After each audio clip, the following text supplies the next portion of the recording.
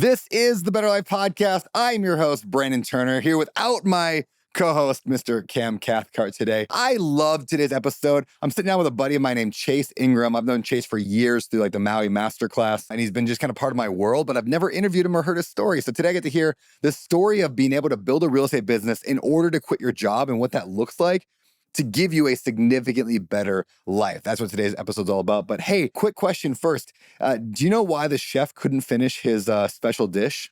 He didn't have the time. Get T-H-Y-M-E. No? I thought that was a pretty decent one. All right, speaking of time, it's time to get on with this episode. Again, short introduction. The only thing I ask is if you find this show helpful.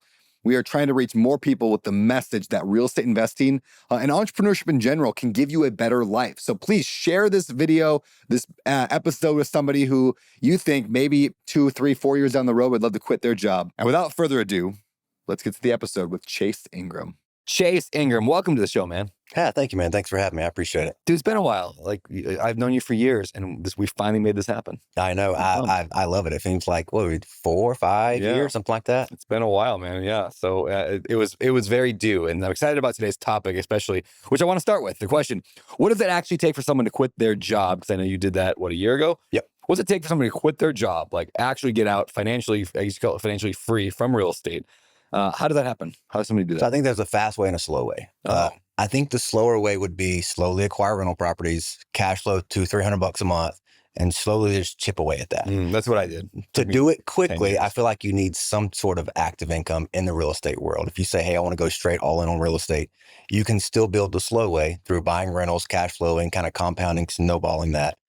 But I think at some point, if you want to do it quickly, you need some type of active income, whether that be fix and flipping, wholesaling, heck, being a realtor, doing something to bring in actually cash flow that's not just going to be a couple $100 a month. I love that you brought that up because almost everybody I know that's like financially free is financially quote unquote, and they might actually be, but almost everybody still earns active income somehow. It's like, very few people that I can think of. I'm not even sure I can think of any, but like that completely live just off the rentals. They don't flip or do anything else. They're just living off the rentals. Like anybody under 60, I don't know, almost anybody. There's probably people listening to the show right now going, I do. And I'm like, all right, we'll come on the show and talk about it. But they got there over time, I guess, as it takes forever. But if you want to get out quicker, just do something more active. And that's like the holy grail, I feel like, for me. Like, you don't have to do anything if you don't want to. And when I first started real estate, probably 5 or 6 years ago on the side of my job, that's what I thought. I thought I was just going to, hey, I'm going to buy a few rentals. And I was like, hey, I'm just going to retire. I'm going to be done in 5 years. I'll be good. And this will all be great. And I'll be retired at 35 and it'll be great. It's so easy. It's just so simple. Easy. And then you realize when you get in that it sounds simple, but it doesn't really, it's really hard to make that happen in such a few years. It is. And the thing that, I preach about this all the time, but the idea of what people think is cash flow. And so that, like, for example, I'm going to get $200 per house. I'm going to buy 20 houses and now I'm going to make, $4,000 a month and I'm going to retire. Or whatever the number is. You can, 10x that if you want, but whatever the number is. But then you do it and you're making $4,000 a month and your bills are $3,500. You're like, great, I'm retired. And then the water heater goes out. And you're like, all right, well, I didn't get money this month, but that's okay. Next month I will. And then next month a stove goes out. And then the next month, so like things just happen all the time, or the economy changes.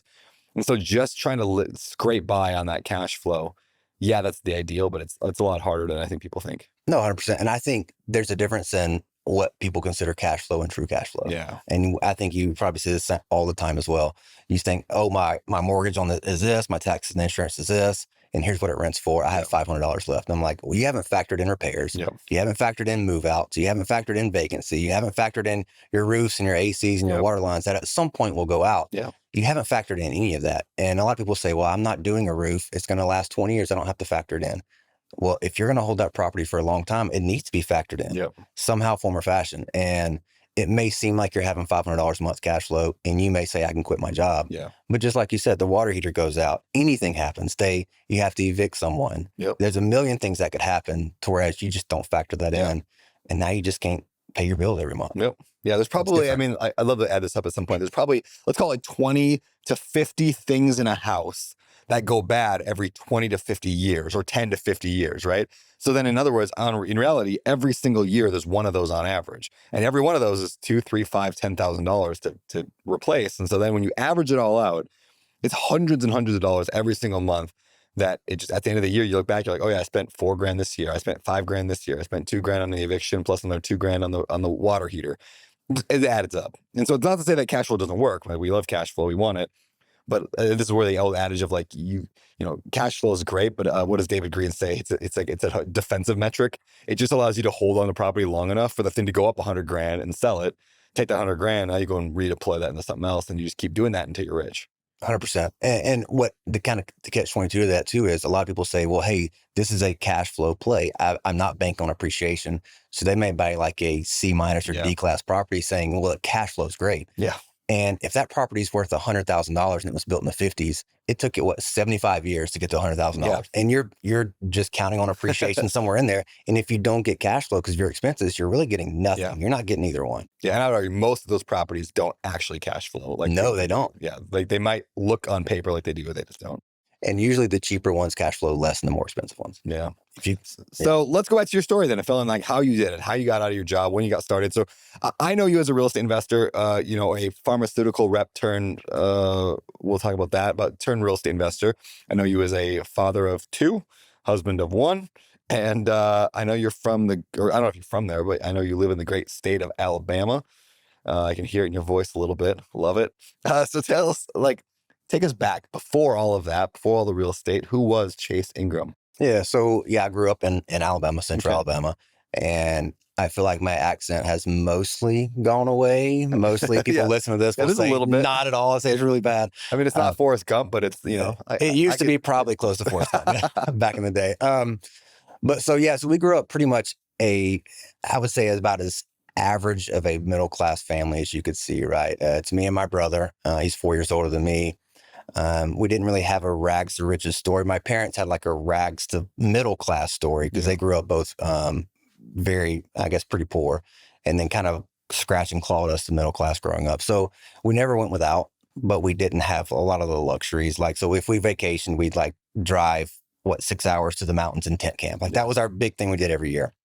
And so just super normal, if that makes sense. I know normal is kind of a weird term these days, but because there's not a lot of normal. But so I grew up, went to a really small private school, played a lot of sports growing up, went to college in Tennessee, came back. What was your sport? What's your favorite sport? Football. You're a football guy. Football and track. What position? A wide receiver. Okay, I can see that. So I was really small. Not small. I was undersized for most wide receivers. Right. So I had to be pretty quick. Yeah.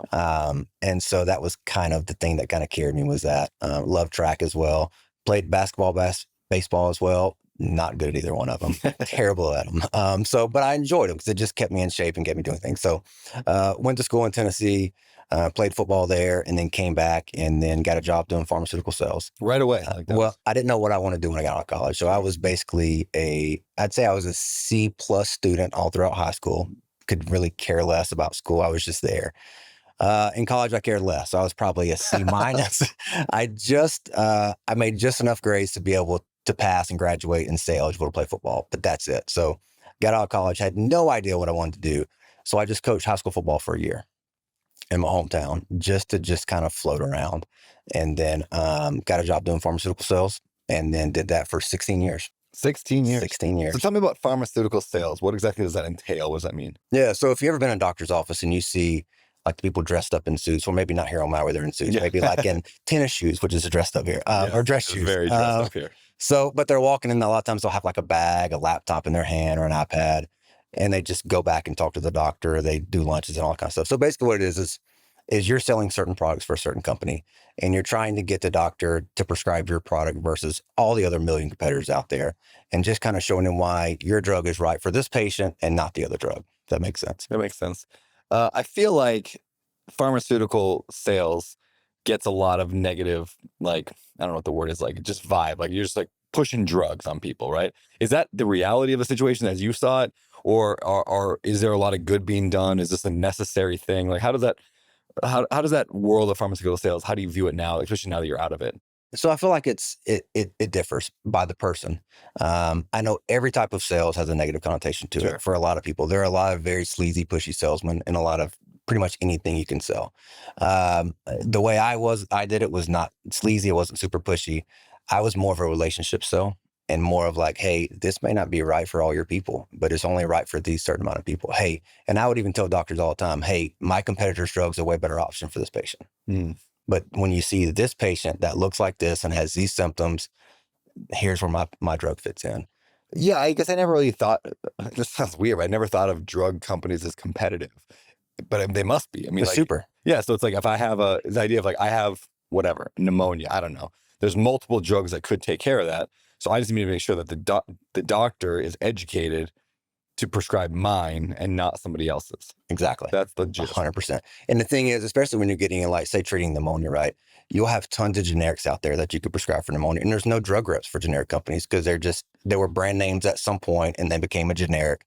And now they're just way cheaper. They're low tier insurance, and doctors love generics because they're cheap for patients, right? And then you may have brand names out there that treat the exact same pneumonia that you have. And a brand may be a $60 copay and a generic maybe $5 copay. Doctors love writing generics because they're a lot of times better for the patient. The brand names are going to be newer drugs. They're usually going to have more studies, especially more recent studies, but the catch-22s are more expensive. And so there may be 5 branded drugs to treat your pneumonia. And I'm just kind of going and educating the doctor of why my drug is better than the other drugs for this certain type of patient type. Does that make sense? Obviously, I want to get to real estate here, but I really fascinated about this topic. No, I'm good. Yeah, I love this stuff. So, all right.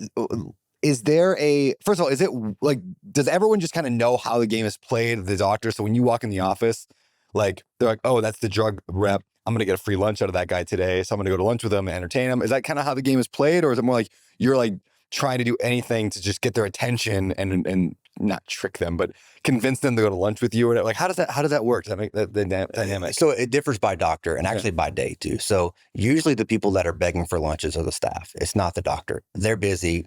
They don't care about a free lunch. Yeah. It's usually the receptionists, the nurses, because a lot of these offices, they get lunch every day, Monday through Friday. And a lot of times their calendar's booked out for 3, 4, 6 months. Sometimes they open it up in January and it books for the year within a couple of weeks, just because they have a lot of doctors in there. They see a lot of patients. They have a lot of volume. But a lot of times when they're not booked, it's the receptionist hitting you up when you walk in. Hey, we got a lunch opening Friday. Do you want it? Do you want to grab it? I'm like, no, I don't want to do lunch with you. If I did, I would have booked it already. But a lot of times you really want the time with the doctor, right? So that's the only reason I would ever do lunches is just, hey, I can't get enough time with this doctor to really have a good conversation with him, not in a lunch. Because usually if it's not a lunch, you're trying to catch him in the hallway. Like you may be standing right between patient rooms and he walks out of one patient room, and as he's walking to the next one, reviewing the chart, that's your time to talk to him. And you do all you can, right? And that's where the really pushy ones kind of hurt themselves because they're like, hey, I know you got patients to see. I just need 5 minutes. And I'm like, oh, the guy doesn't have 5 minutes to give you, right? So I think the big thing is you got to pick your battles, right? And so for me, if I knew a doctor had 5 or 10 seconds, I'm only going to take 5 or 10 seconds and I'm not going to push him. There's so many times, I would say numerous times every day, to where as a doctor's walking up to me, I know he's slammed. I have every right to try to talk to him because I'm back there and I was let back to talk to him. But I just say, hey, doc, it's not a good day. I'll catch you later. And I just catch him the next week, or I'll set up a lunch or something. But the big thing is just the courteous thing, in my opinion. And the doctors, do they generally want to talk to you like a rep because they want to learn? Is that the idea?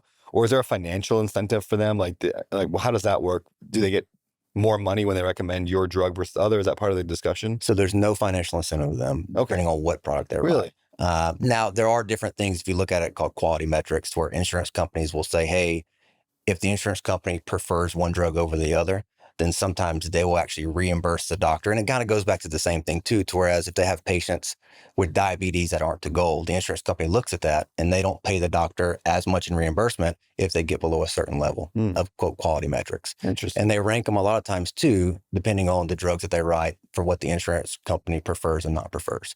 So if you write, for instance, way more non-preferred drugs or all formulary drugs for the insurance, they may not reimburse you as much. And so there's a lot of stuff on the back end that even if the doctor wants to write the drug, a lot of times their hands are tied. Yeah, fascinating. I just assumed doctors got a kickback on every prescription that they send. Mine never did. Not to my knowledge. That may be happening behind the scenes and maybe what the better people are doing. I don't know. Not me. I've never heard of it. I'll say that. Yeah. That's funny. And then, okay. All right. So when did the idea of real estate come up then in that process? At some point in the 16 years you worked there, you're like, I want something else. Like what was that pivot for you? Yeah. So it was probably, I'd say 2014, 2016. So I was probably doing this 7, 8 years. And I've always lived very frugal, just kind of the way we grew up. We always grew up, hey, my parents never invested. I didn't know what a 401k was. I didn't know what any type of investment or return or anything was. It was just work and save your money, right? And so that's how I was for years and years. When I got out of college, I just work and save my money. And then I just got to thinking there's got to be something else. Like, I don't want to work till I'm 65. I don't want to work till I'm even 60 or 50. And so I dove really heavy into like stocks and mutual funds and all that kind of stuff first, because it was what I just thought was the first way to invest. So I was reading books and podcasts and blogs and everything. And after about a year and a half, I realized, well, the kind of set it and forget it method is the best method. And I learned pretty much what I need to learn from that. And also it was just very boring and slow. And I didn't really like that. And so I'd always kind of was interested in real estate, but not a lot. And there was a website for stock investing. It was very similar to Bigger Pockets. It was called, I forgot what it was, maybe Bogleheads, after John Bogle, which is a big one. Yeah, I know that. And so I was on that website all the time, reading the articles and all this. And someone in one of the comments said, hey, if you're interested in real estate, check out Bigger Pockets. Oh, funny. It's the most random things. I'm like, what in the world is this thing? This was probably 2015, 16.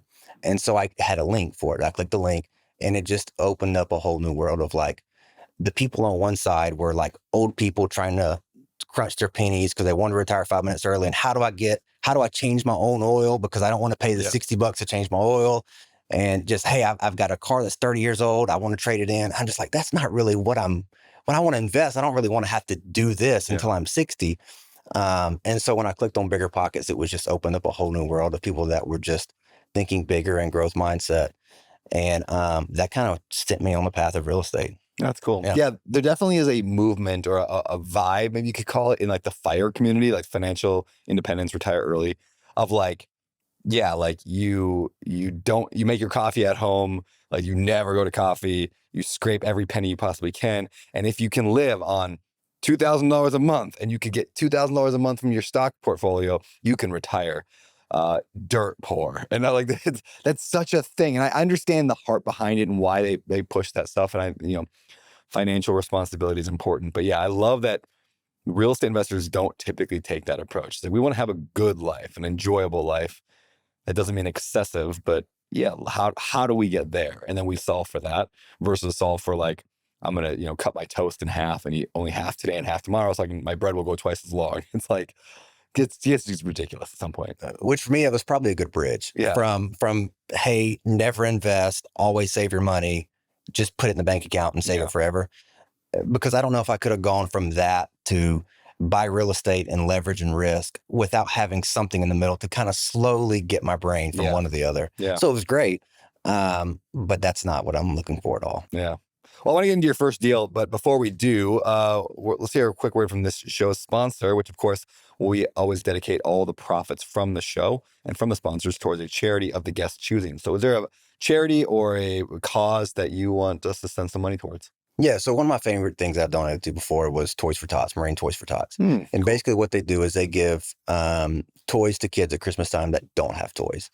I've got a big soft spot for kids, more so now that I have kids. And just the thought of seeing kids not being able to experience that magic day and that magic moment. For my kids, I know how great it is for them. I know how great it was for me growing up as well. And so just want to make sure that kids can experience that don't really have the resources to have that in their life. Yeah, very cool. Well, we'll do that. So I know I'm fairly well off financially, right? But did you know I still house hack? Like, that's right. I've got an extra couple units at my house here in Maui, and I decided to actually rent one of them out because, hey, it's like almost $2,000 a month, and I'm an investor, so why not? Do you know the first thing I did when I decided to rent that out? I went to turbotenant.com because there I can advertise the unit, screen for potential tenant, sign the state-specific lease, get automatic rent payments set up, track my income and expenses, and even communicate with my new tenant via the app. It literally made the process so much easier. So whether you've got, one unit or a ton of units, check out turbotenant.com. I love it, and I know you will too. Let them know I sent you. All right, we're back. Let's talk about your first deal. So where'd that come from? Yeah, so my first deal I bought on MLS. Okay. And it was actually an agent friend of mine I used to go to the gym with. I met with him and said, hey, I just really want to buy real estate. I'm really interested. He said, well, let me ride you around town. Let me show you the areas, kind of where I buy real estate. He was an investor too, which really helped. He had a lot of rental properties as well. And That's so important to have an agent. oh man, in real so estate, yeah. important. Because he was showing me stuff that he had bought like one street over, two streets over. And so just knowing that he actually could vouch for that, it held a lot of weight with me. And so it wasn't a great deal. It wasn't a bad deal. I still have the deal. But it was just a very, I wouldn't even call it, if there's something smaller than a base hit, it was that. Yeah. But it was great because it got me going. I financed it with a regular, a lender, put 20% down. It was a cheaper house and it's great. Actually has the same tenant that I had in 2018, still the same tenant that I've had, only tenant I've had for 5 or 6 years. Really? Same first house. Same guy. So it was fine. Yeah. And so at the time after that, I had a friend of mine that was buying houses as well. And he was like, well, you did everything totally wrong. He said, now, well, I mean, I think it was right in the long run, but he was like, you never finance your houses. You always pay cash. You always do the work yourself. You got to be the one painting the walls. You have to be the one installing the sinks. You have to be the one doing everything because you'll never make money if you don't. And I'm like, okay, well, I'll do that. I didn't know any better. Yeah. And so, so the next probably 4 or 5 houses I bought were all the same way. So I said, this is just the way you have to do it. Yeah. Now, I'm in a different market than most people are. Sure.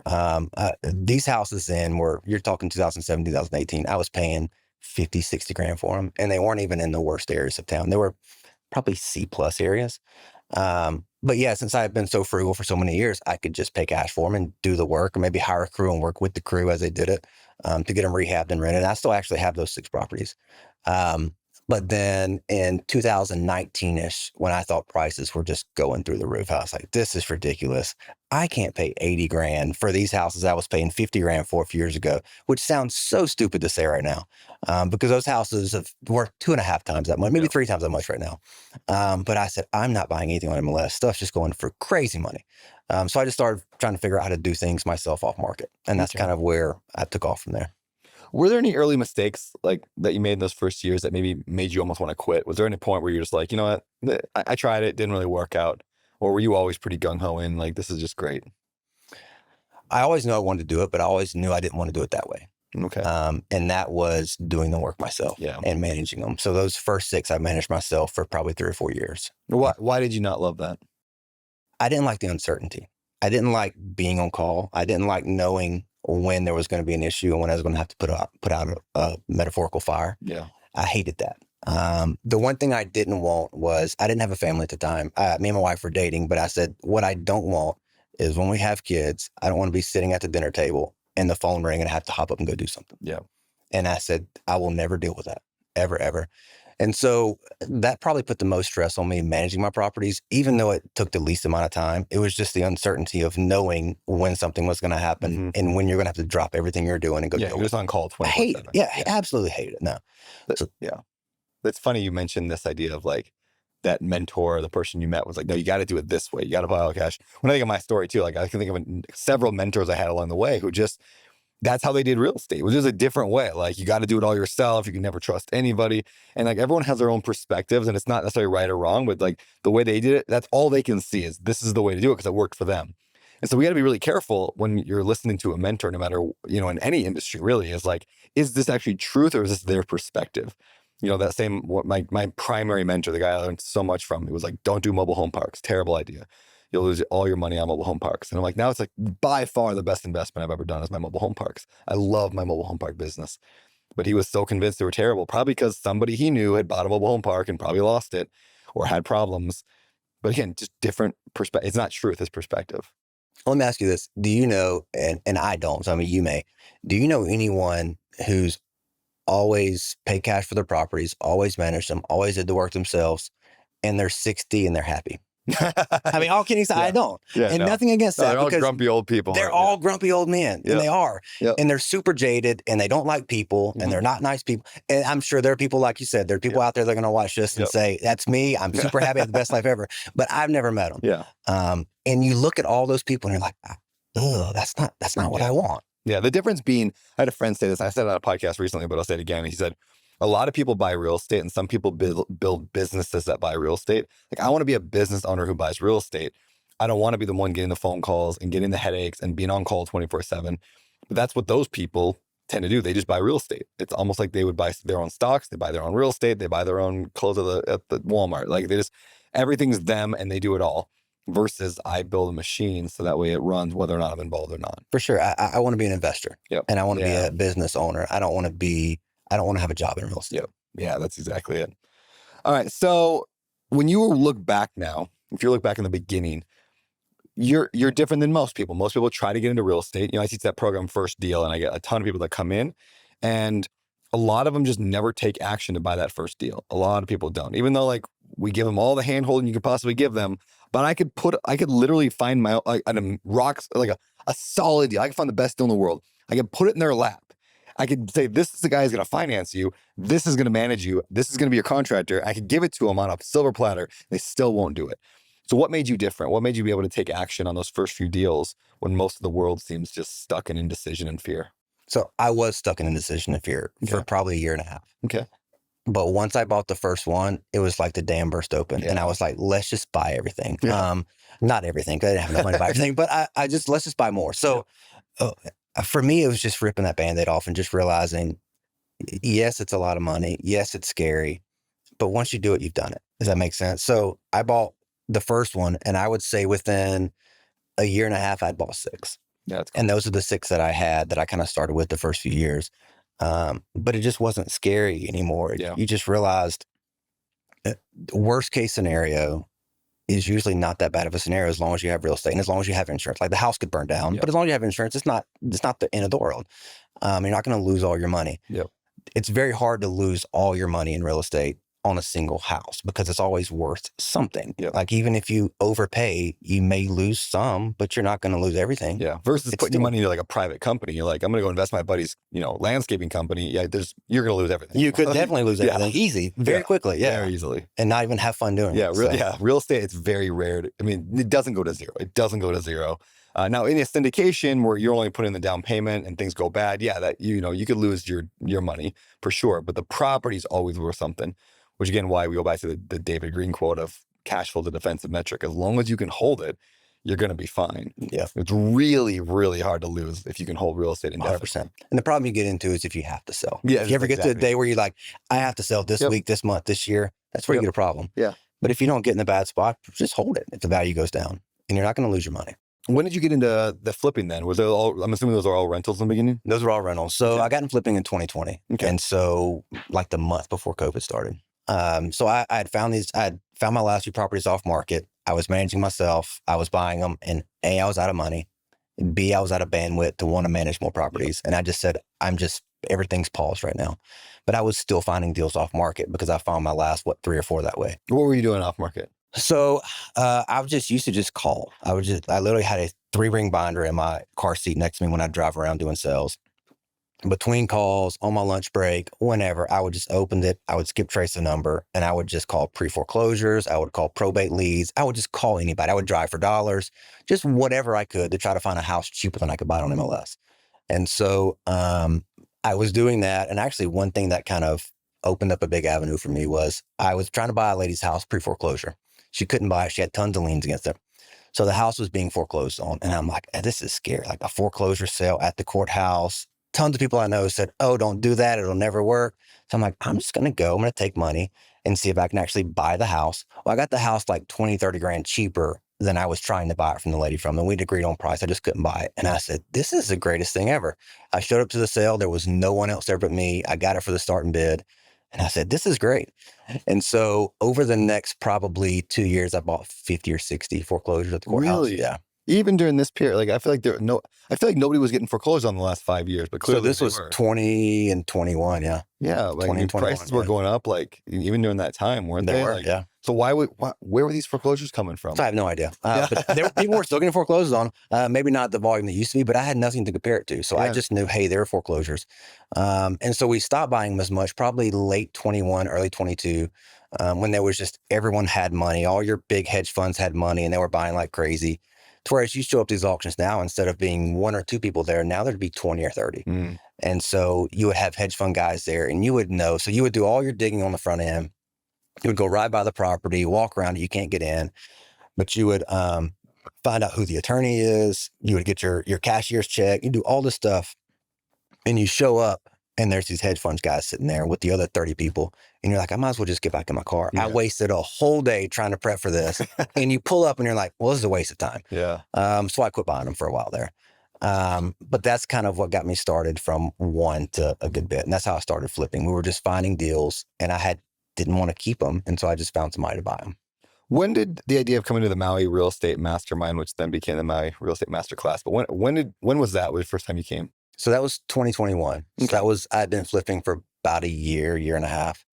And it was one of those things to whereas I knew the people around me, kind of the mindset they had, and I knew that's not really the mindset I wanted. The do yourself, pay cash, grow slow, manage your own properties till you're 65. I didn't like that.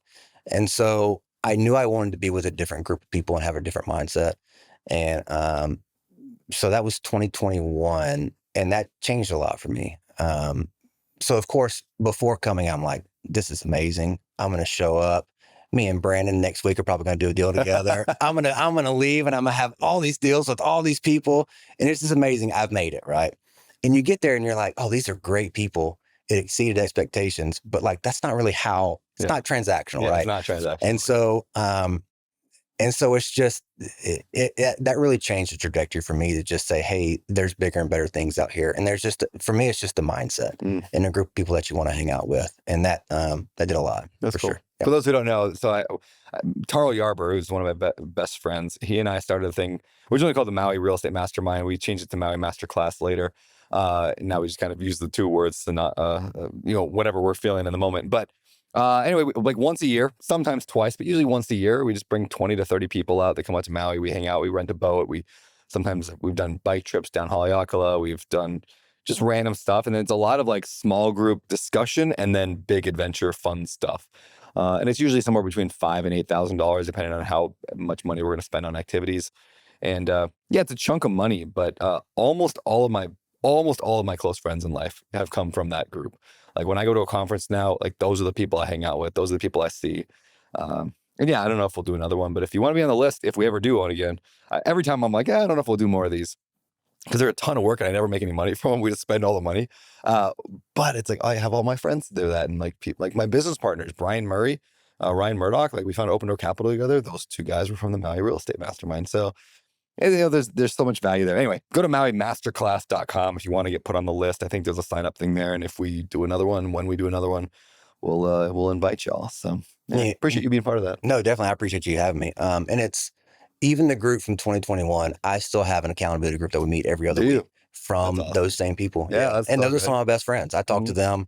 Anytime I have a business question, I'm usually calling one of them. I think I've talked to 2 this month, one off, just about business questions. Yeah, that's so cool. It's great. Yeah, just relationships, like getting into rooms where people are doing what you're doing. One just keeps you spurred going forward. You're excited. You, and then when you have those problems, you can just call someone who's also going through the same kind of thing. So very cool. How do you decide if you're going to flip a house or rent it? What's your criteria? So it's changed. Used to, I would buy anything in an average area that cash flowed and was cheap, right? That was just kind of what I want to do. Now it's changed a lot, whereas it needs to be an A-class area. It needs to be built for rental or flip? For rental. Sorry, for rental, it needs to be an A-class area. Okay. It needs to be like 2000s or newer, and it needs to be an area that I would want to hold something in long term. And it still needs to cash flow, and I would like to get all my money out. And so, which is hard to find these days, right? Anything else I flip. The goal is I would rather hold than flip if I could, if it fits that buy box. So kind of everything for me goes down kind of a funnel. The first funnel is rental, kind of keep it as a rental property. If it doesn't, well, can I fix and flip it and add value to it somewhere and sell it? And the next funnel is if nothing else and I can still make money, there's meat on the bone somewhere, I'll wholesale it, which I don't really love doing, but I kind of as a last resort, I will. But for a rental property, it's got to fit those criteria. Okay. What's your most profitable flip so far? And like, why was it so good? Most profitable flip was probably, I think we made 60 grand on one. We average probably 25 to 30 a flip. Okay. So 60 grand for me is a lot. I know some people that are flipping $1 million houses, they would not touch something for 60 grand. Yeah. It's different. It's a risk reward. I'm a little more volume, a little lower profits on those. Okay. And was that one, do you remember how you got that one? How you found it? And it was off market, which is 99.9% of my stuff. We did, I think it was actually sent to me by a realtor off market, and it was a big rehab. It was probably a $120,000 rehab, which is big for us. Yeah. Yeah, definitely is a risk reward thing there. Like the flips where you don't have to do much, you usually make less money on. Not always. I mean, I made 100, and my biggest flip I think was 130,000, 140,000, but and it was just a condo here in Maui. Oh, heck yeah. Yeah, I did it with a partner, so I got half of that. But like, I mean, that was the easiest little condo flip ever. Like every once in a while you get lucky and the market just went up. The funny thing is, had I held that, it was 4 years ago. Yeah, had I held that, it'd be worth almost $1 million more than what we sold it for. And I'm like, dang, that 150 sounded really good at the time, but whatever. That's the story of real estate, right? You got to hold on to it. Yeah, I regret every property I sold. Yeah. All right. So, what's the biggest? Have you had any disasters? Have you lost money on any flips yet, or rentals? Like, what's the horror stories in Chase's life? So I haven't lost any money on anything yet, and Okay. I don't say that to brag because it's definitely not a brag because I've done so many flips that was the amount I made on it was not worth touching. It was I basically lost money. In terms of your time. In terms of my time, but I didn't actually lose paper money. So the biggest disaster for just, dealing with squatters, hoarders. Really? Man, we've got a really bad story of a squatter. She was actually hiding in a closet. It was a whole ordeal. It was a problem. It was a big problem. So we had gone in a few days before we walked the house, but when we were first looking at it, it was 2 ladies and 2 kids living in the house. And we said, hey, as long as they're out by closing, this is kind of our terms. Oh, they're gonna be out there. So the morning of closing, we walked the house. No one's there. The back door's open. Just typical. It was really rough. No one's in there. We're good. So we closed, come back the next day, walk it again. No one's in there. So we board up any window that was broken. We lock everything up. We change the deadbolts. No one can get in, right? Nothing. Super tight. So then we have a guy going to clean out stuff because it had a lot of hoarder stuff in there. So he's going to clean out stuff. He's in the house probably 20 minutes, loading stuff on his trailer. Opens the closet to make sure nothing's in there. So it's pitch black dark. Stuff's boarded up. No power. No one can get in, right? There's a lady standing in the closet looking at it. So she had been in the house every time we walked it, probably hiding in the same closet. Yeah. Because when we locked it up, she couldn't have gotten back in. So he's walking around with a flashlight, opens a closet. She's staring at him. Oh, that's so we've never used this cleanup guy before. He's a little rough around the edges. So he pulls a gun. Really? I wasn't there. He pulls a gun on a lady, pitch black dark. She's got a backpack in her hand with her hand in the backpack. Jeez. And he was about, I don't know. Yeah. I'm assuming worst case scenario, right? Yeah. So he looks at her. He says, ma'am, take your hand out of the backpack. Take her hand out of the backpack. She doesn't. I think she's on something, strung out, whatever the case may be. So she walks straight towards him, brushes shoulders with him, looks back, takes her hand out. It's a moldy banana peel. The crazy.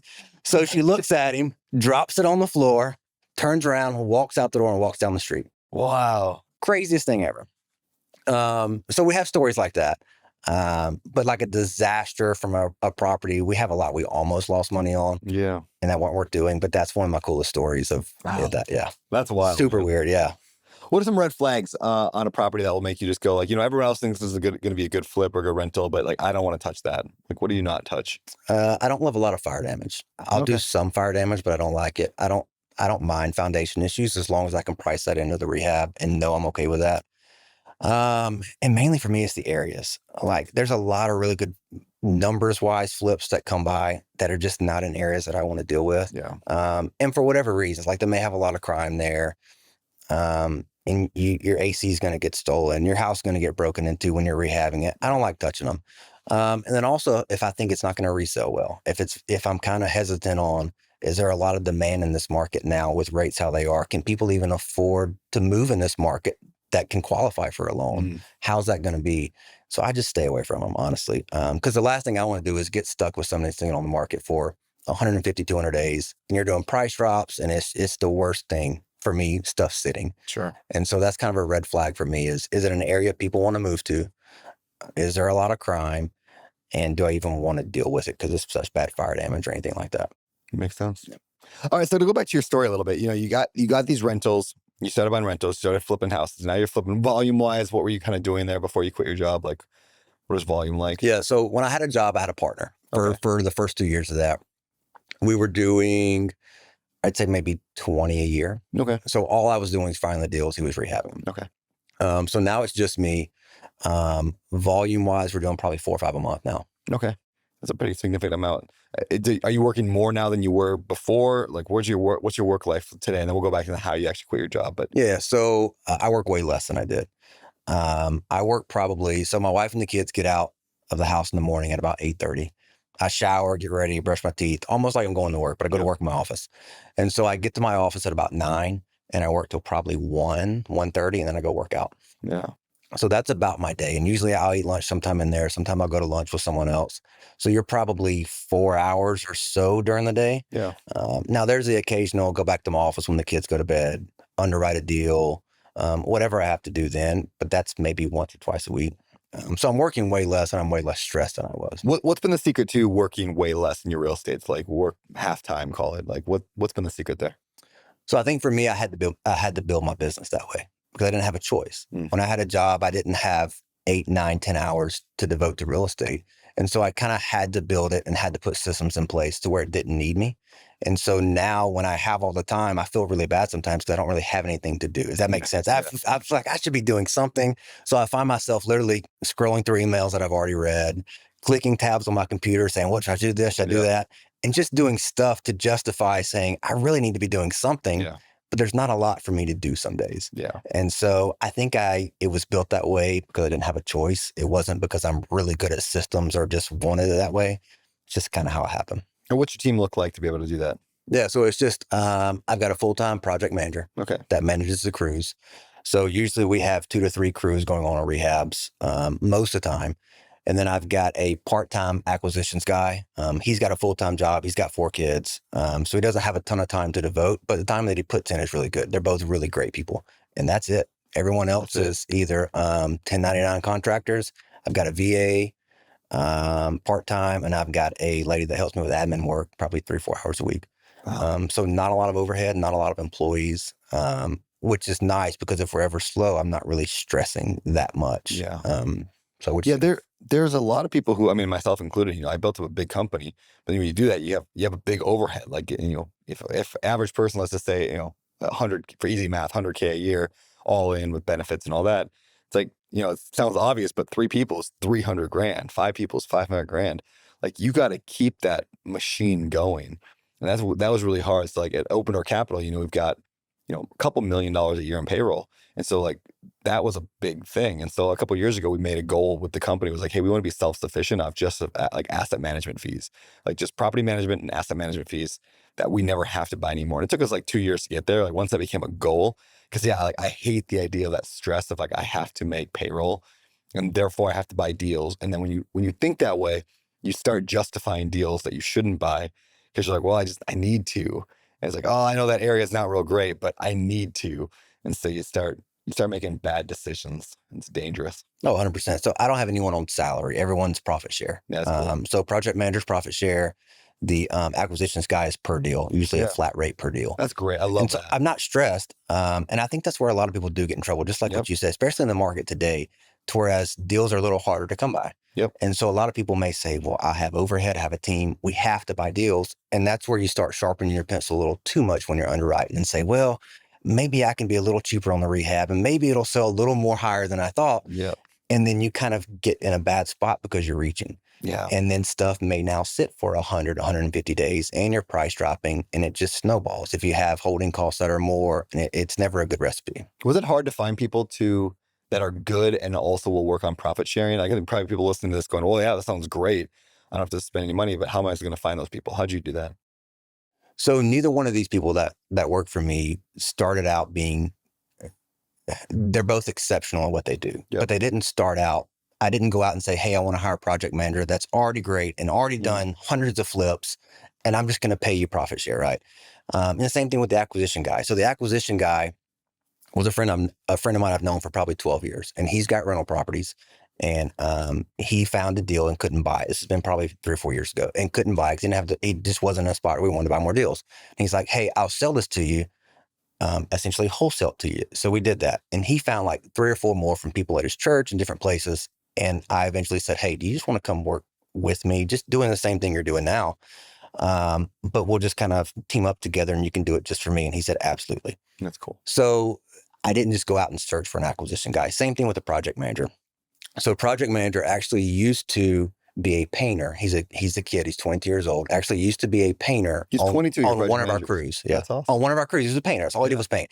So he moved from house to house to house, just painting. That's all I got to do.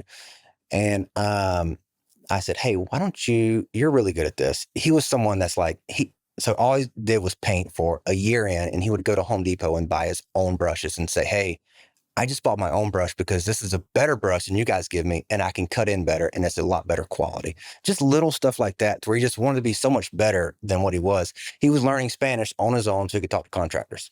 Just not provoked, just wanting to do little things like that, and a super hard worker. And I said, hey, why don't you come be a project manager?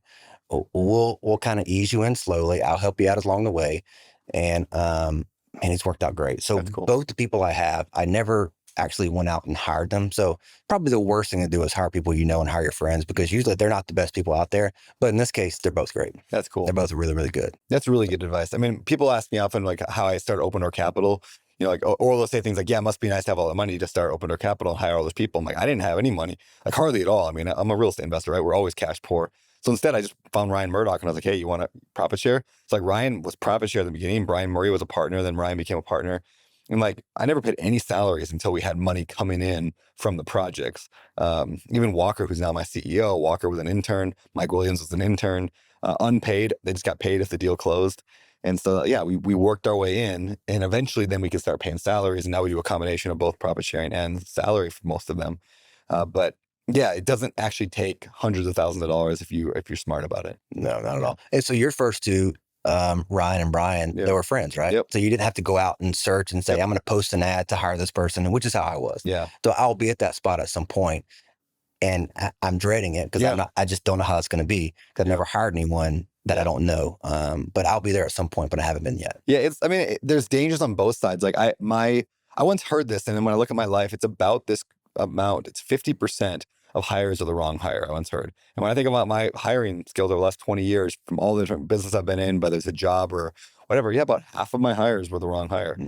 And so then you look at like when I hired friends or people that I knew, and I know they say, be careful and don't do that, but I'm like, more than 50% of the people I've hired that have been friends have worked out really well. So I think my ratio is better with people that I know. But yeah, there comes a point where you need expertise, and that's when your friends aren't going to cut it. Like right now, like I need a marketing professional right now that's going to oversee all marketing across all of my companies. I mean, all of them. So I need like a director or CMO level. There's nobody I'm friends with that's going to be that capable of doing that specific role. I'm going to have to go outside my audience. Maybe somebody on this you're listening to the podcast will be like, yeah, that's me. But I need someone who's like was head of marketing at a Fortune 500 company that's come in and run marketing, because it's just such a massive operation across 12 different business entities that I have. And now I have to go to them, and I'm terrified because I'm like, 50% chance I'm going to waste a year of time to find this person, get them trained up, running. And chances are 50-50 that they're going to work out. So it sucks, but it is what it is. I think there's one thing different about the way me and you hired people in our sphere, right? All of them had proven themselves beforehand to us. So we had almost done, you knew Ryan Murdoch, you knew Brian we did Murray. one deal together first. You did a deal before you jumped in. So for me, the project manager, I'd worked with him for years. Yeah. The acquisition guy, we'd done numerous deals together, and I was friends with both of them.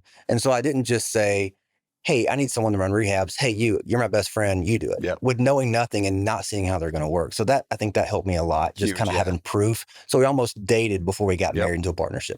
Yeah. Huge. All my best people have proven themselves first in some level. And I mean, even if it's just in the process of testing them throughout, like we do a thing called the gauntlet now when we hire people, and we run them through a series of like 5, 6, 7 different tests. And the tests are designed to tell us, are they good at this skill that we need them to be good at? So for example, when I hire this marketing person, one of the tests will be, hey, I need you to build an ad campaign on a 1-page PDF that shows how you're going to grow Beardy Brew coffee. And like, I want to see how they think. And even that is better than just, are you good at marketing? Yeah. Okay. I'll hire you, which is how most people hire, which is terrible. So yeah, if you can date before you're married, 1,000%. So I agree. Cool. So I'll say this, you talk about your gauntlet, and it's something you don't know. I actually years ago interviewed, or went through the gauntlet with you guys. I didn't tell, so it's like maybe 21 or so. And I think it was for a investor relations role. So I did like 2 or 3 rounds. It was like do a video, made it past that round. It was something else. But so I've been That's through the funny. actual gauntlet. You didn't know that? Yeah, I know that. No, of course, didn't get picked. So Yep, not throwing shade at anyone. But I'm yeah, gonna find out what happened there. yeah, no. Yeah, that's funny because I've actually heard that numerous times now. I think a lot of people have gone. I mean, we once had 1,000 people apply for one of my roles. Oh, Like it was gosh, wild. yeah. I don't remember which one that was, but 1,000 people. So I've heard that a few times. Friends of mine will be like, "Oh yeah, I applied for one of the roles," and then get like, "You should have told me. Like, I could have moved you up in the stack." No, that's actually the whole reason. This was probably it may have even been before the Mastermind. I don't think I knew you. I would have said something, but it was like a part-time remote. Yeah. Something. I'm like, well, I have a job. I can do this with the job. I'm good. I can do both of these at the same time. So yeah. Funny. Yeah. The gauntlet has been one of the best things we've done at Open Door Capital for sure. In terms of like, the funny thing is I've said this before, but it's like things like the video. We ask if you submit a video, like we don't even watch the videos. Like, I mean, maybe they do now. Like when I was running the gauntlet, like I didn't even watch them. I didn't care. Like it doesn't matter what you said in the video, as long as you did the video, you were in. And 50 to 60% of people would not do the video. And then the next test was like, it was always something simple, like send us a 1-page explanation of why you'd be good at this job. Half of the remaining people wouldn't do that thing. It wasn't until round 3 or 4 that we actually started looking at stuff and then making the hard choices around, okay, well, these are all decent, but this one were really good. Let's move those ones on. And it's amazing how low the bar is for success in life. Like most people just will not do anything ever. And it's good news for us people that will actually want to like try and work. And it's good you figure that out before you hire them. Yeah, for sure. For sure. All right, let's talk about the transition to leaving your job. You're making a good salary, I'm sure. I mean, and you're probably comfortable in a spot that a lot of people listening to the show are exactly there. They're comfortable. They're probably doing some real estate. They've got a few deals. They've got some rentals, done some flips. But that jump to leaving the job, that's a big one. So what was going through your head before that, and how did you make that leap? Yeah, so it was something I wanted to do for years before it actually happened. I probably 4 years before, maybe 3 years before I actually left, I kept saying to myself, all right, this is the year. I'm doing it. I'm going full-time in real estate. I'm leaving the job. But I never, you're right, I was just comfortable. It was a high enough salary to where it was hard to leave. It was good enough benefits. And every year it seemed like it made less and less sense because I got married. Then we had our first daughter. And now, well, I can't leave. Now we have a second daughter on the way. And it's just every year it's more and more. And you always think, well, now next year I'll be at a better place. The next year I'll be at a better place. And it's always a worse place because you always have more family members and more going on. And there's just more stuff going on. And so it was one of those things that I just kept saying, this is it. And I never would. I knew I needed to, but it was so hard for me to rip that Band-Aid off. And so last year, I think it was January, they told us they laid off 70% of our sales force. Oh, wow. So I got laid off. Mm. And it was actually out of the nest a little bit. Do what? They kicked you out of the nest a little bit. They kicked me out, which was so nice. But it was one of those. As soon as it happens, it's like, oh crap! I didn't see this happening. I just knew I was good because I'd always been like one of the top performers. I'd gone on the trips every year, like the rewards trips, and it was just I didn't see it coming. And so, like for the first 10 minutes, I was like, oh man, I got to get another job. Who am I going to interview with? And I was like, what are you doing? Don't be an idiot. You've been asking for this for 3 years. Yeah. And now they tell you, you still have a job for 3 months. And then they give you a 3-month severance after that. So you really have a 6-month runway. And I said, I'm not going back. I'm done. And so other people were sending me job recommendations. Hey, I know this guy. That's the manager here, the hiring manager. It's yours if you want it. And I just said, I'm shutting it down. I'm out. Cool. So even while I was here, I think it was last Monday or Tuesday, a guy I used to work with said, hey, I got a job in Montgomery doing very similar to what we're doing. He said, it's yours if you want it. And I said, I'm good. I'm a pass. Yeah. But I couldn't rip that Band-Aid off by myself, unfortunately. Yeah, sometimes it takes a little bit of prodding for sure. What advice would you give to somebody who's scared to leave a stable job, but they dream of that real estate freedom? Leaving is way better than you can ever imagine. Mm. But make sure, for me, I wanted to make sure I had a good foundation first. Yeah. I think a lot of people leave too early, which sounds counterintuitive from what a lot of people say. I think a lot of people leave when they barely have enough to leave. And if we have a down market, we have slow time, it can be really tough. I know a lot of people that have left and gone back. Yep. Just like you were saying, you have cash flow. Hey, I can live off $5,000 a month. You make $5,000 a month and they leave. For me, it worked better staying because I could now snowball my investments without having to touch them. So when I had a job, I had never touched my rental income. I had never touched my flip income, not a dime. Nothing came out of those accounts the whole time I had a job. I just lived on my salary like I was living before. And so what that did, it enabled me to grow that side of the business way faster without having to chip away at it and take my cash flow. So now it's way easier to float flips. It's way easier to buy rental properties because I have the money there. I'm not having to borrow as much hard money or private money to do that.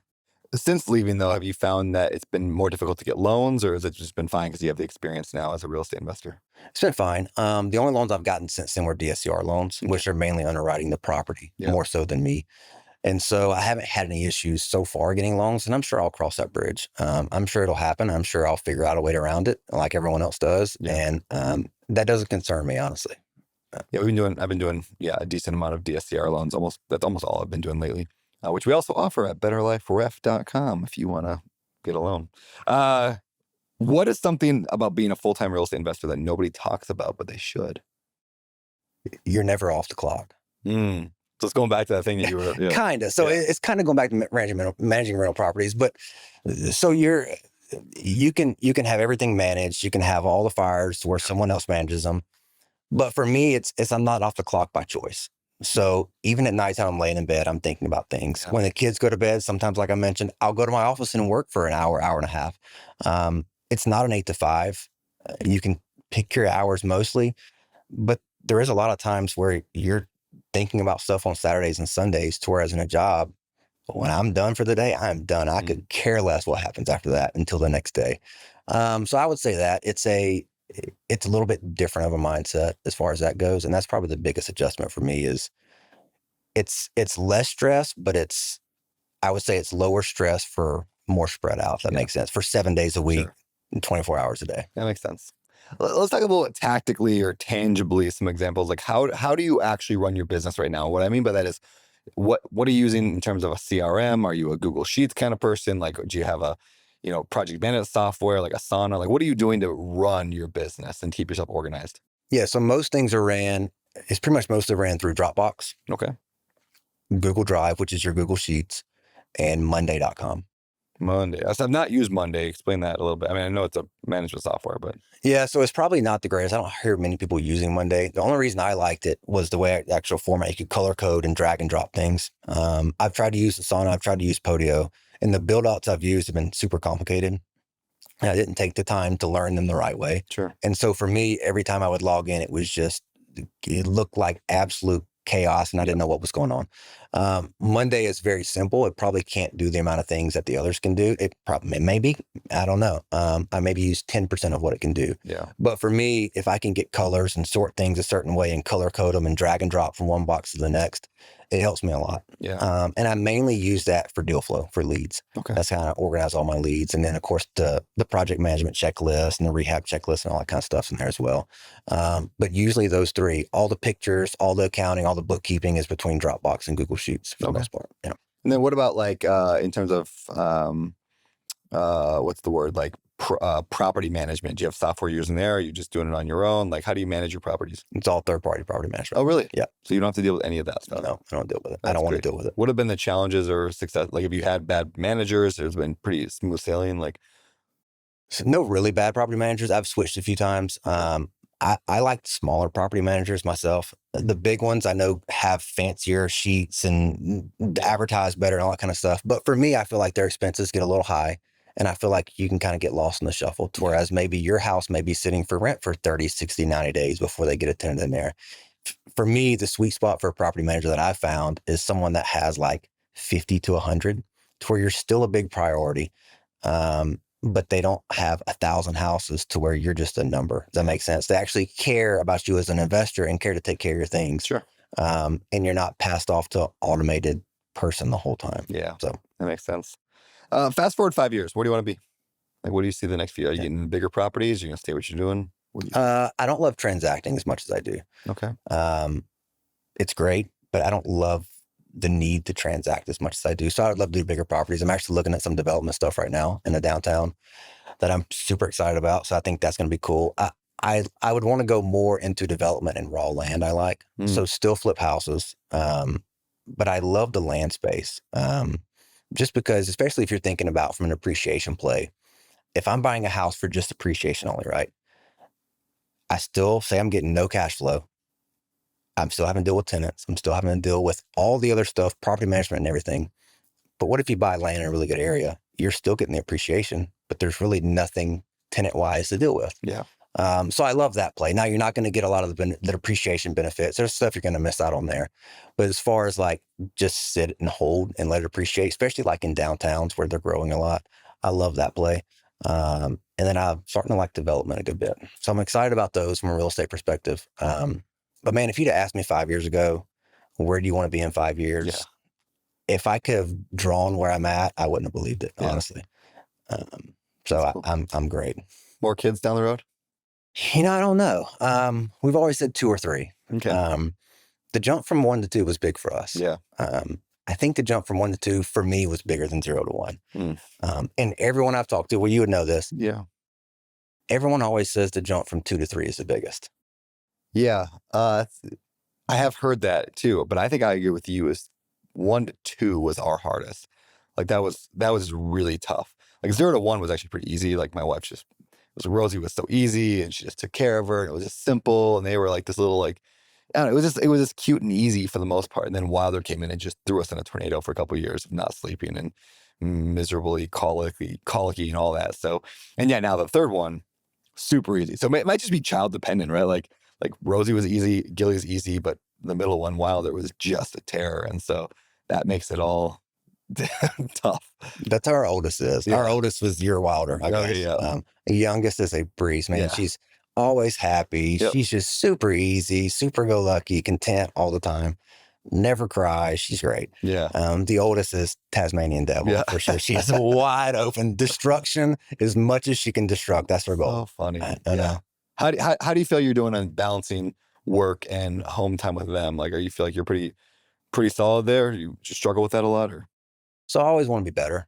I always, I feel like I'm a pretty good dad and a pretty good husband, but there's always room for improvement. I feel like any person that wants to be those always says they can improve. From a time perspective, I feel like I do a good job balancing. Usually when they get home in the afternoon from daycare, that's my cutoff. Yeah. So like my office overlooks our driveway, pulling away a really long driveway, overlooks our driveway pulling up. And every day when the kids get home, my oldest is hanging out my wife's sunroof over her SUV, the Tasmanian devil girl. So she unbuckles herself. She'll climb in the front seat, open the sunroof, and she's hanging out the sunroof, just waving at me in my office from my office.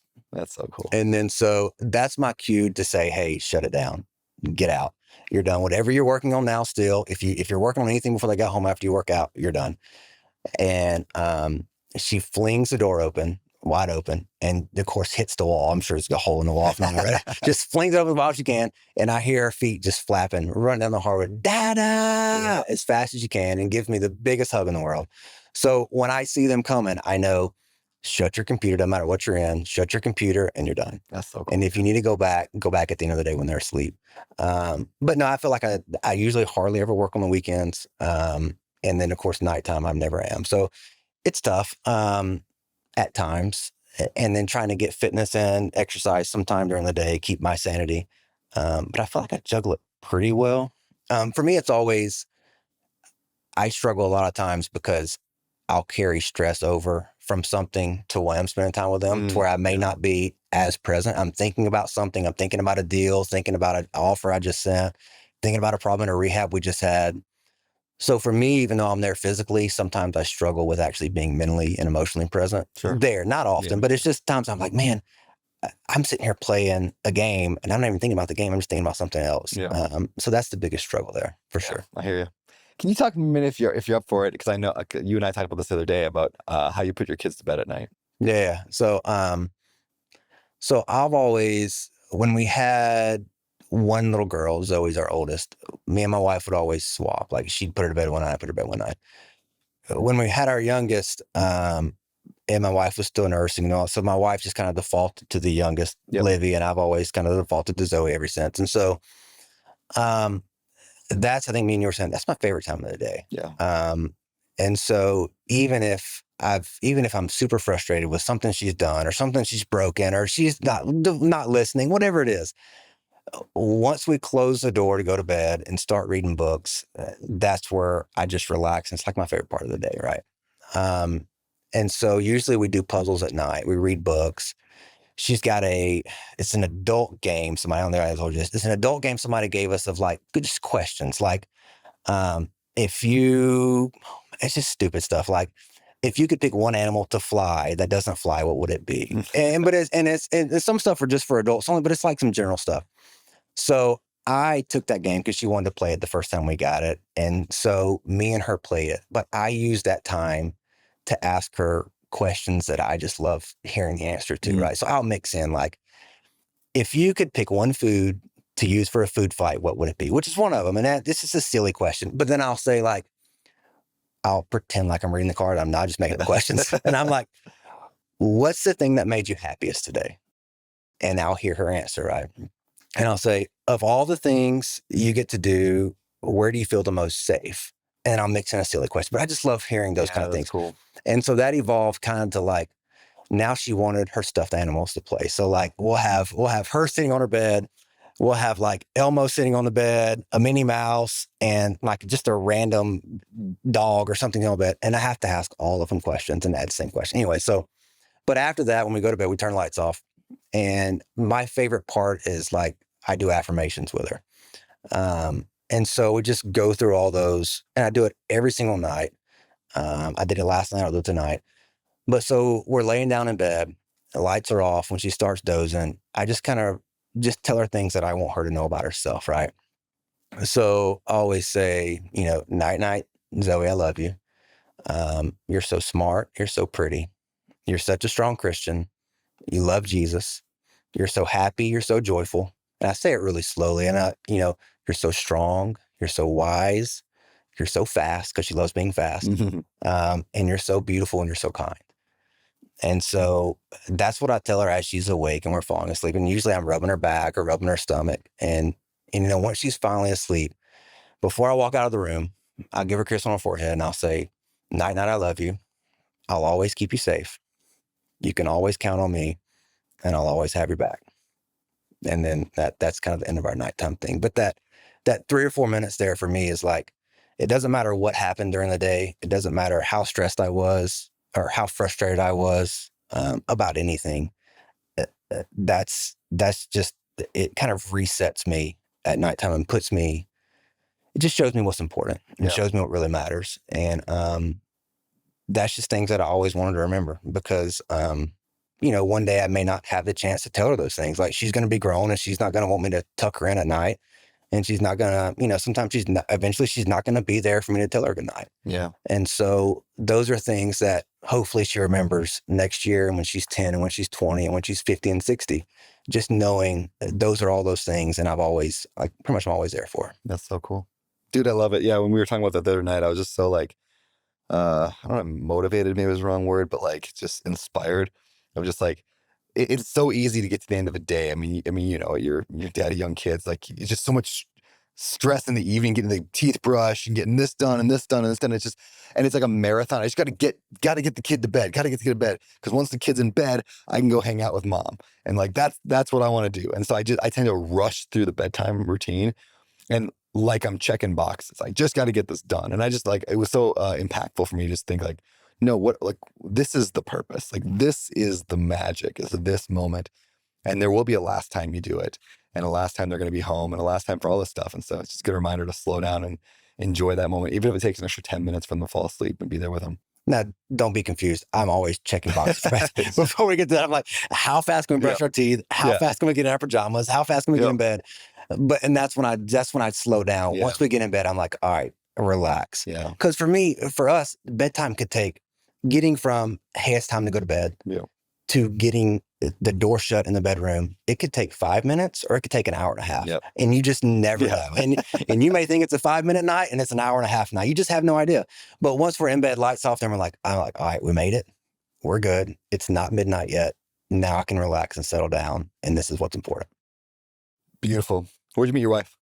So I actually met her at a CrossFit gym. Really? So I was coaching at a gym that I actually ended up later owning with a partner. And so she came in, she was trying out gym. She was doing an internship in town for the summer. and trying out gyms, and she had like 4 or 5 to try out. This was her second one. And so I was actually coaching her class, and she never left. never tried the others. Came back to my class every day. That's cool. Been 10 years ago, I think. Did you ask her out or she ask you out? That's a great question. I don't remember. It's been so long ago. I think I asked her out. So we hung out with friends and groups of friends a handful of times. And then I don't remember the actual, I'm sure it was me. If I had to guess. I just don't. But if you ask me how or when or where, I don't remember that. Yeah. All right. Last question before we move on to the 3-2-1 pivot. You're a super in shape guy. You work out. I know you eat right. Like, what does that look like? What does your routine regimen, like what does health and fitness look like for you? Yeah. So, for me, it keeps me sane. So I have to, I usually work out every day, 1:30, 2 o'clock with 2 of my good friends. Usually do CrossFit or some type of style of CrossFit, which I've done for years. I don't necessarily love doing that every day anymore. I would like to kind of mix that and a few different things in, but that's what they do. And so for me, it's like, it's my social time. It's my workout time. It's 2 good friends of mine and we have a blast. So that's kind of what I do. I try to eat healthy. I try to eat healthy most days. I know me and you are in a fitness challenge to whereas we have to hit our protein every day, which I actually missed my steps last week. So I'm paying $100. The first time all year I missed my steps. But so I just try to move. I try to be healthy. I'm not a crazy workout person, but I like to be in shape. I just feel better when I'm in shape. I feel better when I have a little bit of muscle on me. I'm not a super muscular guy, but I can get really skinny if I don't work out. And so for me, it gives me confidence just to, I feel better. I just have more energy. So I like to stay moving. I like to eat healthy and I try to work out 4 or 5 days a week. What's your secret to getting protein? Oh man. What do you do for that? So I used to drink a protein shake or 2 a day. Okay. Yep. And then every night I take like collagen and then I do, and just eat a lot of meat with every meal. I eat a lot of snacks. Yeah. Really no secret. It's just chipping away. Yeah. Do you have a secret? Are you hitting it? No. I mean, my only secret I use is a 12-ounce chicken breast has 90 grams of protein. So like one giant chicken breast, like in a good sized chicken breast from like Costco, like organic boneless skinless chicken breast has almost 100 grams of protein in a big, and you can get, So that's the only secret I have is like, as long as I get one of those in the day, then I'm fine. The rest, I can pretty much eat, that and probably a Fairlife protein shake at some point or a Jocko protein, like milk at some point. Like between those 2 things, I'm at 130 grams right there. So then tacking on the extra 70 between dinner and breakfast, some eggs, whatever, usually pretty good. But I try to aim for 1 chicken breast a day. 12-ounce chicken breast just makes my mouth dry. Just think about it. Oh, dude, I got a secret on that actually. So there's so everyone loves Chick-fil-A sauce. It's super good, but it's super terrible. I think there's 180 calories in like a tablespoon or something wild like that. And who knows what kind of seed oils it's made with and all that stuff. But I found, I think Primal Kitchen is a brand that sells a lot of like just generally healthy-ish type foods. Primal Kitchen, you go to like Whole Foods and get it. They're pretty popular. Anyway, so I find out on Amazon and at Whole Foods they have it, is Primal Kitchen. It's called Chicken Dippin' Sauce, like DIPPIN', chicken dippin'. And it's 120 calories for 2 tablespoons. So it's like you get quite a bit more. And it is phenomenal. So the chicken, I cook the chicken, I sear it in the pan, both sides, shove it in the oven with a meat thermometer, cook it to 168 degrees. 165 is healthy, 168 makes it a little less weird. It's perfect, juicy, cut it up, and I'll make 8 of them at a time. So I'm 8 giant chicken breasts, put them all in those little glass containers, put them in the fridge, pull it out for lunch, and I put it in the microwave, warm it up, and then dip in that in the chicken dipping sauce. Nothing better. Really? It's so, like, I look forward to it every single day. I've been doing it now for months, and every day I'm like, oh yeah, I get chicken with a chicken dipping sauce today. That's impressive. Phenomenal. 8 months and you're not tired of it yet? I'm not done. Yeah, it's been months and months of this. I will do a chicken breast every day, and I'm super happy with it. I'm so jealous. I always tell myself I'm gonna food prep. Like, hey, I'm gonna make this for the week. I'm gonna eat it for lunch every day or dinner every night, and I don't do it. I just every day I just scrounge for something different. Yeah, I didn't do it until Gilly was born. So whatever, 5 months ago is when I started because Heather stopped. Well, even like maybe the last month of pregnancy, she stopped cooking entirely. So I took over 100% of all cooking. Now she's getting back into it now. But like I've been cooking, and I'm like, I don't have time to cook, so I'm just gonna cook 8 chicken breasts on a Sunday. I'm gonna make 8 usually steaks, and I'm gonna put it all in the fridge. And it has been such a game changer. Like, and I don't grow tired. She gets tired of it, of the routine, but I could eat the same food every day for the rest of my life, and I'd be fine. Dude, I'm the same way. So my meal for probably 3 years, and before my wife, me and my wife got married and she moved in. I would eat a mashed up sweet potato and ground turkey. Yeah. When I say 6 nights a week for probably 3 years, and it didn't matter. So Yeah. I don't, unless I'm going to somewhere nice, I don't need it to taste good. I don't need to enjoy it. It's just, it's there to do a job, make me not hungry. It's fuel. Give me some fuel and I'm good. I don't really care how it tastes. So I could eat the same thing every day in the same way. Yeah. My wife does not. She's like 2 days in a row. She's like, no, we got to do something My different. same way.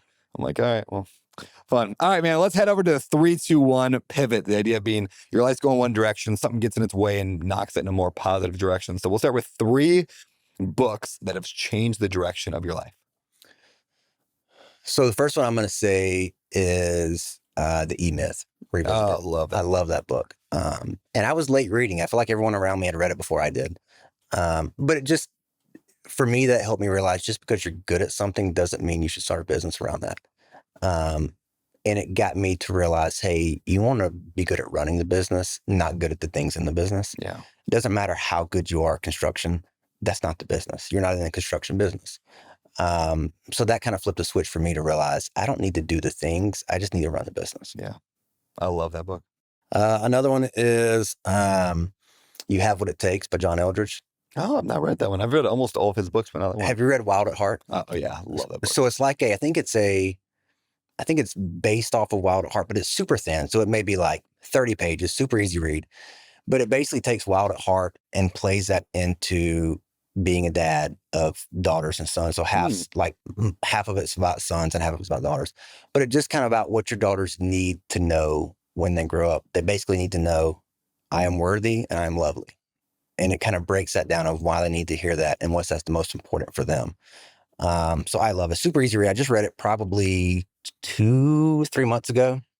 And I think I've read it twice since then, but you can read it in 30 minutes. Yeah. Super easy, super great. Yeah, super good. I'm in the middle of one right now that he just came out with. It's called I think it's called Experience Jesus Really, or Experience Jesus Every Day. It's one of those. Anyway, just came out I think a few weeks ago, but I'm reading that one and I know it's pretty good. I mean, I feel like nothing's compared to Wild at Heart in my mind. I mean, I've read a lot of his stuff and Wild at Heart was just on a whole different level, but now I got this one. I'm going to check it out. That's the first book of his I read was Wild at Heart, and it's great. And that's why I've read a handful of them since then. Yeah. But that was great. The next one would be, I'd say, Tribal Millionaires. Interesting. Just because I had never really thought about you can really build your life around a group of people that actually build you up that much. Does that make sense? Yeah. Like you always know, hey, you need to have good friends that are good influence and people that are good influence and going where you want to go. But when I read that, I'm like, that sounds amazing. Like all these people are super wealthy, super in shape, super great dads, and they just thrive off that and they build off each other and they just make each other stronger and stronger. And I'm like, that's what I want. I love that, which is one reason I love like the community that you guys have here and the people that I've met through the Mastermind. It's a lot of the same thing, and you don't get that many places, or I haven't seen that anywhere else. Yeah. But it's we've been cool. pretty intentional about building that community here on Maui because we don't have a family. Nobody has family here, so it's like we're all transplants. So you're kind of forced to, which has been fun to have you in our little community the last month. You're drawing me in for Yeah. So what's the deal for those? How you've been here for a while now? What was the idea of coming to Maui? Like, where did that come from, and what's that been like? Yeah, so we're here for a month, for the month of April, and man, so I've been a few times. First with the Mastermind, me and my wife came on like a trip I won with the drug company.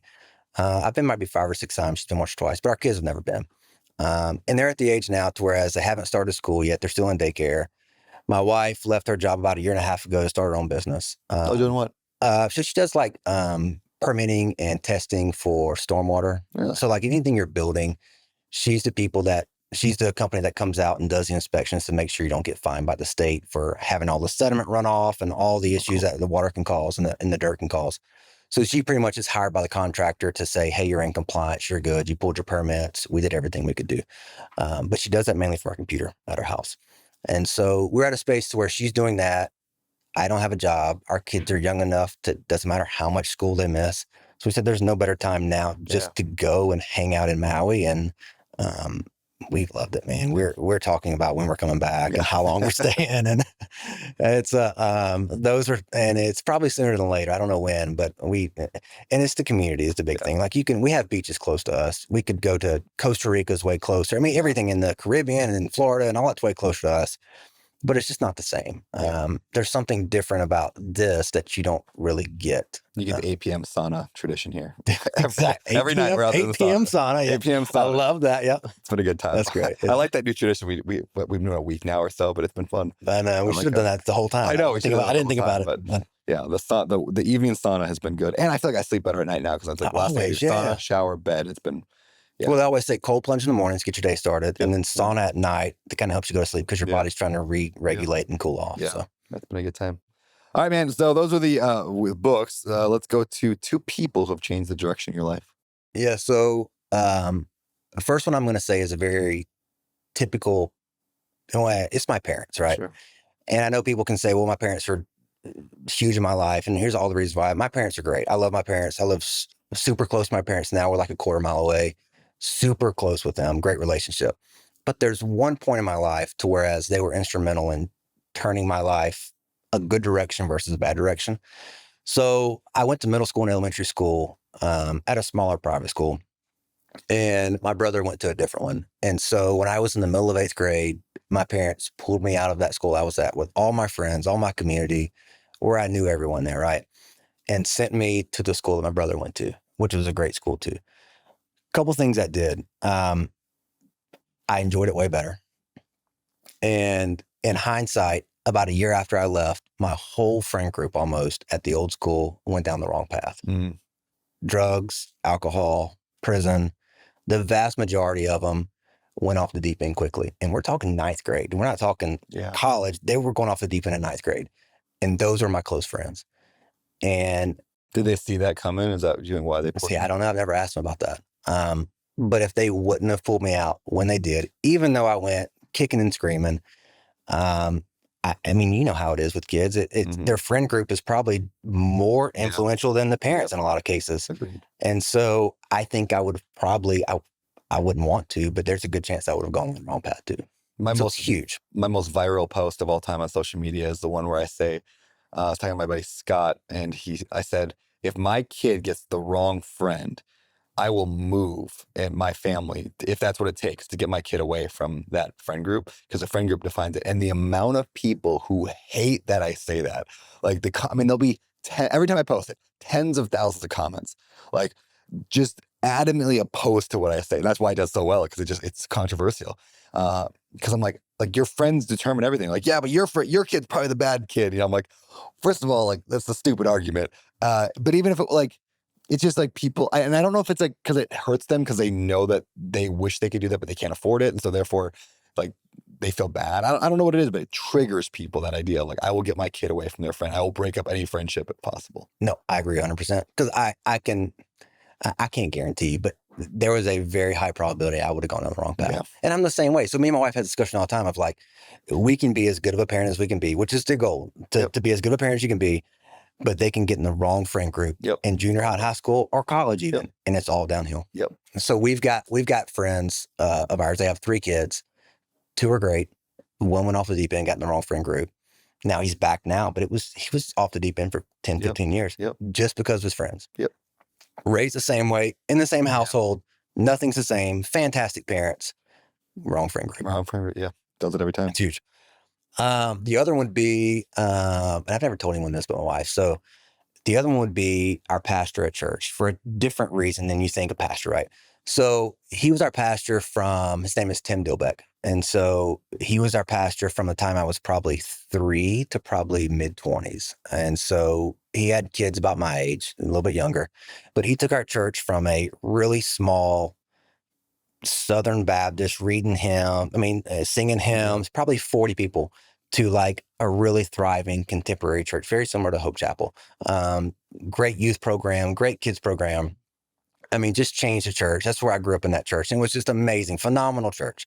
And that's what I'm in churches that I go to now, especially our home church. That's what I look for, something similar to that, because it was just great.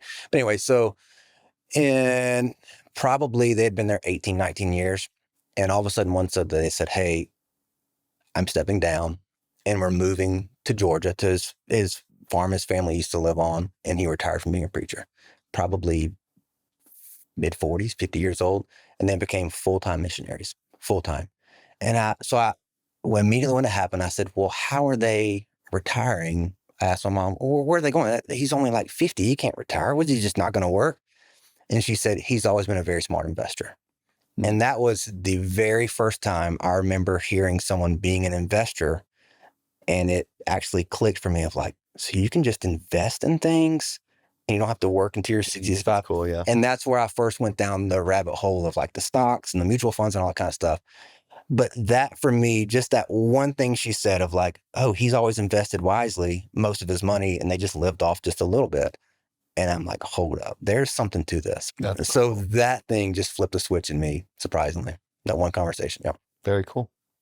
All right, what about one quote that you live by or that's changed your life?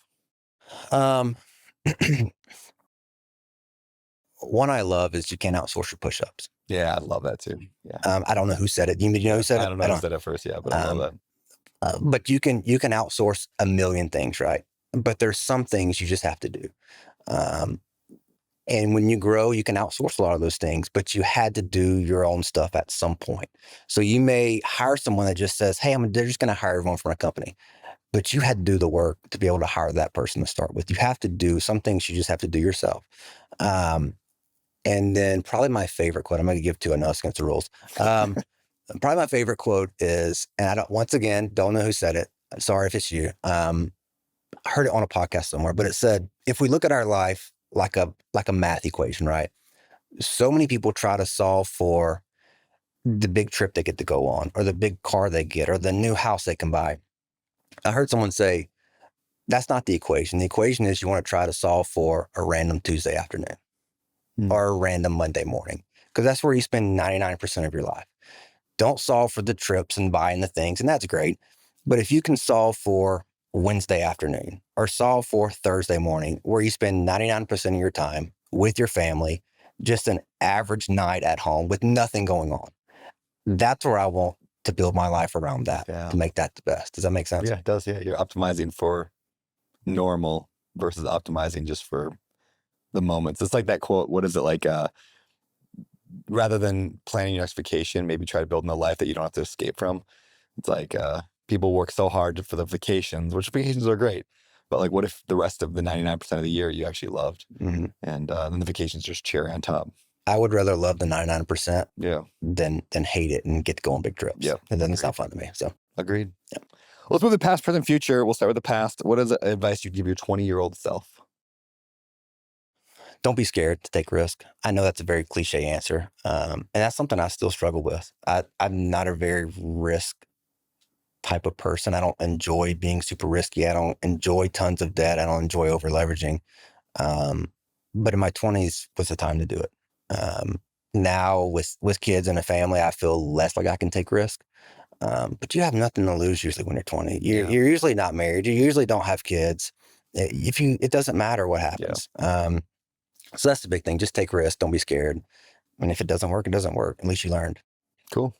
What's a habit, trait, routine, something you've done in the present over the last maybe 6 to 12 months that's just giving you a better life? So super simple. I am not great about staying off my phone. It's usually not productive stuff. It's Instagram, it's Facebook. Yep. Even if I've just been on it, I'm on it again.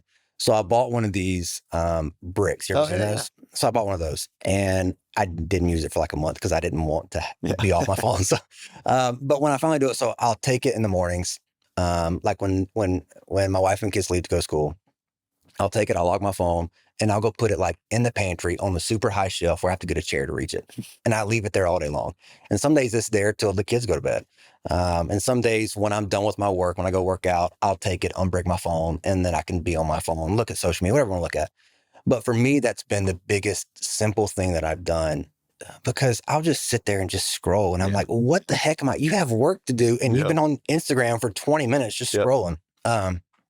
And I wish I had more willpower a lot of days, but I don't. So that's probably been the one simple thing that's helped me. I love it. And then as for the future, someday you're going to pass away and your kids are going to be there at your funeral and they're going to be talking about their dad. What do you want them to say about you? That I love them. That I was always there for them. They could count on me.